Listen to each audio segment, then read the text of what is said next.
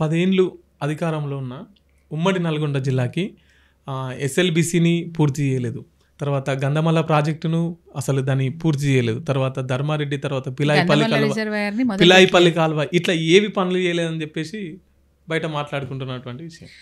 నేను చాలా స్పష్టంగా చెప్తాను మీకు. పిలాయిపల్లి కాలువ అయినా, ధర్మారెడ్డి కాలువ అయినా, బునాదిగాన్ కాలువ అయినా, ఈ మూడింటికి ఆధారం మూసీ నది. సో ఏ పనైనా మొదలుపెట్టినప్పుడు ఏం చేస్తాము, తల దగ్గర నుంచి మొదలు పెడితే కాలు వరకు, తోక వరకు వస్తుంది, అంతే కదా. తోక దగ్గర పనిచేసి తల దగ్గర వదిలేస్తే దీని ఉపయోగం ఏం లేదు. సో మనము మూసీ నదికి సంబంధించిన ఈ 3 కాలువలు బాగా కావాలంటే హైదరాబాద్ నుంచి ప్రయాణం చేస్తున్న ఈ మూసీలో అనేక కాలుష్యాలు ఉన్నాయి. ఈ అనేక కాలుష్యాలని అరికట్టాలి. ఈ కాలుష్యాలను అరికడుతూ దాంట్లోనే అదే నదిలోకి గోదావరి నీళ్ళు కూడా తీసుకొచ్చి కలపాలి అనేది అప్పుడు కేసీఆర్ గారు ప్రభుత్వం చేసిన ప్రణాళిక.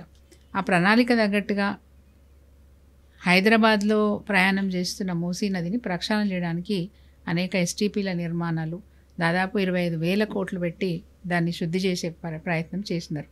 తద్వారా ఏంటంటే ఈ తల దగ్గర అంతా కూడా దీన్ని బాగు చేసుకుంటూ వస్తున్నాం. అండ్ మా దగ్గర ఉన్న కాలువలు, పిల్లాయిపల్లి కాలువ, నేను చెప్పేది ఉమ్మడి నల్గొండ జిల్లా, నాట్ ఆలేరు. పిల్లాయిపల్లి కాలువ, ధర్మారెడ్డి కాలువ, బునాదిగాన్ కాలువ ఏవైతే ఉన్నాయో వాటికి కూడా ఫండ్స్ ఇచ్చి ఆ కాలువల నిర్మాణం చేపట్టినాం. కాలువలు దాదాపు పూర్తయిపోయినాయి. కేవలం చేయాల్సిందల్లా రోడ్డుకి అడ్డంగా ఉండే స్ట్రక్చర్స్ ఏవైతే ఉంటాయో, రోడ్ పాస్ అయిపోతుందో కింది నుంచి వెళ్ళే స్ట్రక్చర్స్ అక్కడికి వచ్చేసరికి ఇబ్బందులు ఉన్నాయి కాబట్టి రోడ్ స్ట్రక్చర్స్ నిర్మాణం మాత్రమే పెండింగ్ ఉంది. అదర్వైజ్ కాలువలు మంచిగా ఉన్నాయి, కాలువలు వెళ్తున్నాయి. వాటి యూటిలైజేషన్ ఎట్లా చేసుకోవాలి, ఇంకా వాటిని డిఫరెంట్ చెరువులకు ఎట్లా పంపించాలనే ప్రణాళిక కూడా సిద్ధం చేసి రెడీగా ఉంది. పనులు ప్రారంభమైనాయి కానీ పూర్తి కాలేదనే మాట వాస్తవం. రెండోది, మీరు అన్నట్టు ఎస్ఎల్బిసి అనేది అది మామూలు విషయం కాదు. వైఎస్ రాజశేఖర రెడ్డి గారు ఉండగానే మొదలుపెట్టిన కార్యక్రమం అది. కానీ ఏమాత్రం ఆలోచన లేకుండా దానివల్ల ఎంత ఉపయోగం ఉంది, ఎంత పెట్టుబడి పెడుతున్నాం, దాని మెయింటెనెన్స్ ఏంది అనేది ఏమాత్రం ఆలోచన లేకుండా మొదలుపెట్టింది కాంగ్రెస్ ప్రభుత్వం.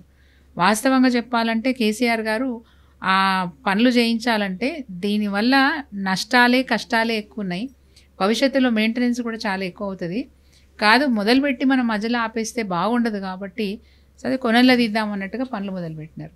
ఎస్ఎల్బిసి అనేది చాలా వరకు టన్నల్. ఈ టన్నల్ చేయాలంటే అది మానవ మాత్రలతో అయ్యే పని కాదు. అప్పటికీ ఇది టన్నల్ డ్రిల్లింగ్ మిషన్స్ మనకు బయట నుంచి వచ్చినాయి.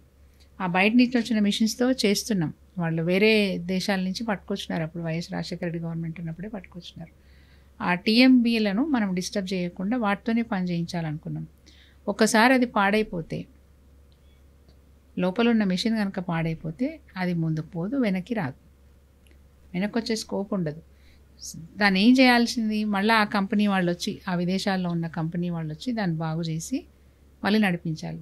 బాగు కాదు అనుకున్నప్పుడు దాన్ని అక్కడే డిస్మాంటిల్ చేసి సైడ్కి తవ్వి ఆ టన్నల్లోంచి దాన్ని పక్కకు నెట్టేసి ఇంకో మిషన్ లోపల తీసుకుపోవాలి. ఇంత కష్టం ఉంది ఆ టన్నల్ వర్క్ చేయాలంటే. అయినా కానీ కేసీఆర్ గారు ఆ పనులు కొనసాగిస్తూ వచ్చినారు.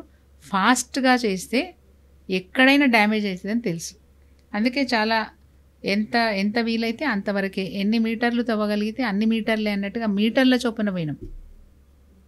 కానీ ఇప్పుడు వచ్చిన గవర్నమెంట్ హడావిడిగా మేమేదో చేసినామని చెప్పుకోవడానికి హడావిడిగా పనులు ఆ కాంట్రాక్టర్ మీద విపరీతమైన ఒత్తిడి పెట్టడం వల్ల, ఆ మిషన్స్ని ఆపరేట్ చేసే స్టాఫ్ మీద విపరీతంగా ఒత్తిడి పెట్టడం వల్ల వాళ్ళు వేగాన్ని పెంచడం వల్ల ఆ వైబ్రేషన్స్ ఏవైతే బాగా వచ్చినాయో దానివల్ల ఆ టన్నల్ అనేది కూలిపోవడం, పాపం అమాయకమైనటువంటి 8 మంది కార్మికులు దాంట్లో ప్రాణాలు కోల్పోవడం మనం చూసినాం. ఇప్పటికీ ఆశ్చర్యం ఏంటంటే ఈ ప్రభుత్వం ఆ 8 మంది కార్మికుల బాధ్యత తీసుకోలేదు. ఇప్పటికీ కొన్ని శవాలు బయటికే రాలే, 3 శవాలు వచ్చినాయి, రానేలేదు. అంటే వీళ్ళ చిత్తశుద్ధి ఎంత ఉందో చూడండి. మెల్లగా చేసైనా దాని ఫలితం అందించాలనేది ముఖ్యమంత్రి గారి ఆలోచన, అప్పుడు కేసీఆర్ గారి ఆలోచన. తర్వాత గంధమల్ల విషయానికి వస్తే, కాళేశ్వరం ప్రాజెక్టులో గంధమల్ల అనేది ఒక చిన్న యూనిట్. మీకు టైం ఉందంటే నేను డీటెయిల్గా కూడా చెప్తాను, మీ ద్వారా మా నియోజకవర్గ ప్రజలకు కూడా తెలుస్తుంది కదా. యాక్చువల్గా గంధమల్ల రిజర్వాయరు ప్లాన్ చేసినప్పుడు మేడిగడ్డ నుంచి కింది వరకు దాదాపు రంగారెడ్డి జిల్లా వరకు నీళ్ళు వెళ్తాయి. ఈ నీళ్ళని ఎట్లా వాడుకుంటాం, ఏం చేస్తాం? ఎందుకంటే మనకు 365 డేస్ వర్షాలు ఉండవు. గోదావరిలో 365 రోజులు నీళ్ళు ఉండవు. మేడిగడ్డ దగ్గర ఉన్నాయి. ఉన్న వాటిని ఎట్లా తీసుకొచ్చుకోవాలనేది మన ఆలోచన. సో తెచ్చుకున్న వాటిని నిలుపుకోవాలి. అక్కడక్కడ మనం దాచుకుంటూ వెళ్తేనే, డిపాజిట్ చేసుకుంటూ వెళ్తేనే మనకు భవిష్యత్తులో అవసరం ఉన్నప్పుడు వాటిని వాడుకోవచ్చు అనేది మన ఆలోచన. రెండోది, సార్ ఏం చేసినారు, కిందికున్న నీళ్లను పంపు చేసి పైకి తీసుకొచ్చినారు. 580 అడుగులు పంపు చేసి పైకి తీసుకొచ్చినారు. తీసుకొచ్చిన వాటిని ఎక్కడ పడితే అక్కడ వదిలేలేం కాబట్టి ఆల్రెడీ ఉన్న రిజర్వాయర్స్ని స్ట్రెంగ్తన్ చేసుకుంటూ, స్టెబిలైజ్ చేసుకుంటూ, అవి నిండుగా ఉండి మళ్ళీ అక్కడి నుంచి నీళ్ళు ఇంకో దగ్గరికి తీసుకెళ్లే విధంగా మంచిగా సక్సెస్ఫుల్గా ప్లాన్ చేసుకుంటూ వచ్చారు. ఇందులో భాగంగా వైఎస్ఆర్ గారు గవర్నమెంట్లో ఉన్నప్పుడు ప్రాణహిత చేవెళ్ళ అని ఒక కార్యక్రమం మొదలుపెట్టినారు. ప్రాణహిత చేవెల్లో వాళ్ళు మొదలుపెట్టిన కార్యక్రమం అనేది 7 లెవెల్స్, 7 లెవెల్స్, 28 ప్యాకేజెస్. అంటే కెనాల్ అనేది 28 ప్యాకేజెస్. మనం చేసింది 7 సెగ్మెంట్లలో మనం ఏం చేసినారు, కేసీఆర్ గారు చేసిన పని ఏంటంటే ఒక మొదటి సెగ్మెంట్లోనే పని మార్చినారు. మిగతా 6 సేమ్ యాజ్ డీస్గా దాన్ని కొనసాగించినారు. ఎందుకంటే ఆల్రెడీ వాళ్ళు మొబిలైజేషన్ అడ్వాన్స్లు ఇచ్చి, అంటే కాంట్రాక్టర్లకు ముందుగానే అడ్వాన్స్ డబ్బులు ఇచ్చి పనులు చేయమన్నారు. సో ఈ కాంట్రాక్టర్లు వెళ్ళిపోతారు, పెట్టుబడి నష్టం అవుతుంది, సొమ్ము మనదే కదా అనే ఉద్దేశంతో కేసీఆర్ గారు ఉన్న పనులనే కొనసాగించుకుంటూ అక్కడ ఏదైతే మనం ఎక్కడైతే తమ్ముడిహట్టి దగ్గర ఎక్కడైతే స్టార్ట్ చేద్దాం అనుకున్నామో అక్కడ నీటి వనరు చాలా తక్కువగా ఉన్నాయి, లభ్యత తక్కువ ఉంది, నీటి లభ్యత చాలా తక్కువ ఉంది. అది మనం చెప్పింది కాదు, సిడబ్ల్యూసి వాళ్ళు, ఇది సెంట్రల్ వాటర్ కమిషన్ చెప్పిన మాట.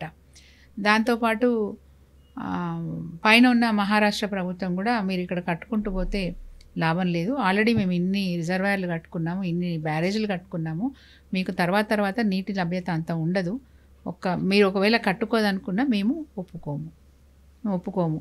మీరు 48 లెవెల్ వరకు డ్యామ్ కట్టుకుంటానంటే ఓకే, 52 కట్టుకుంటానంటే మేము ఒప్పుకోము, మీరు కట్టినా దాంట్లో మీకు నీళ్లు రావు, అనవసరంగా ఖర్చు పెట్టకండి అని చెప్పి వాళ్ళు మనకు అడ్వైస్ కూడా చేసినారు.